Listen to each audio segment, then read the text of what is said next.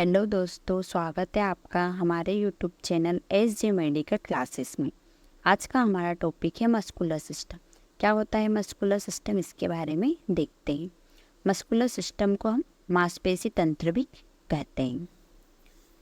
A type of tissue composed of contractile cells और fibre that effect movement of an organ और part of the body.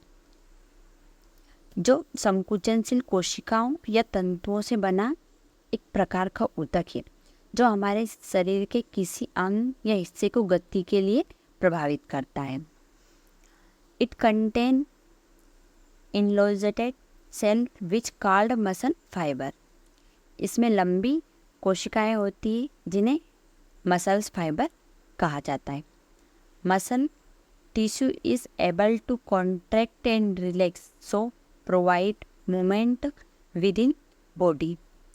जो हमारे मांसपेशी या muscles tissue होते हैं उनके सिकुड़ने और आराम करने में सक्षम है, इसलिए शरीर के अंदर जो मूवमेंट होता है, मूवमेंट या गति को प्रदान करता है। It is structure and location function are classified as 3 parts. इसकी संरचना और स्थान या कार्य को 3 भागों में विभाजित या वर्गीकृत किया गया है। अब देखते हैं function of muscular system. Muscular system की फंक्शन क्या क्या होती है। फर्स्ट है movement. Muscles work together to produce coordinated movements. जो हमारे कोऑर्डिनेट मूवमेंट्स उत्पन्न करने के लिए मांसपेशी होती है वो एक साथ कार्य करती है। सेकेंड है posture. Muscles provide support and stability to maintain body posture. जो मांसपेशी शरीर की पास्चुरेशन को बनाए रखने के लिए सपोर्ट और स्टेबिलिटी प्रदान करती है। तीसरा heat production. Contraction of muscles generates heat important for maintaining body temperature. मांसपेशी यानी कि मसल्स के संकुचन से जो गर्मी उत्पन्न होती है वो शरीर के तापमान को बनाए रखने के लिए महत्वपूर्ण होती है, यानी हमारे बॉडी के टेम्परेचर को मेंटेन करके रखती है। प्रोटेक्शन। फोर्थ है अपना protection. Muscles protect internal organ and stabilise joints. मांसपेशी आंतरिक यानी इंटरनल ऑर्गन की रक्षा करती है और जो हमारे जॉइंट्स है उसको स्टेबिलाइज करती है। ये हुए इसके function.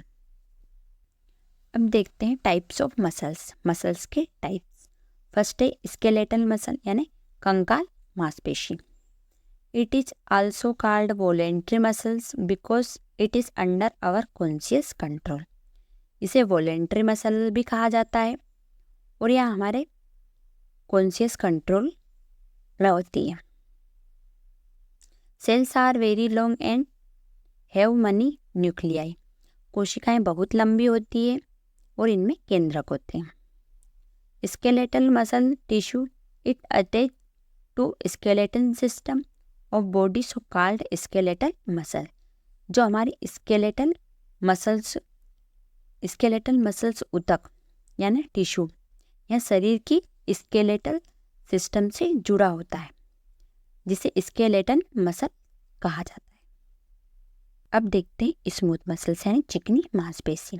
It is also called non striated non skeletal involuntary and visceral muscles. इसे हम non steroid non skeletal involuntary और विसरल मसल्स भी कहा जाता है। This muscles found in the wall of hollow internal structure like blood vessels, wall of GIT, wall of respiratory tract, urogenitary tract etc.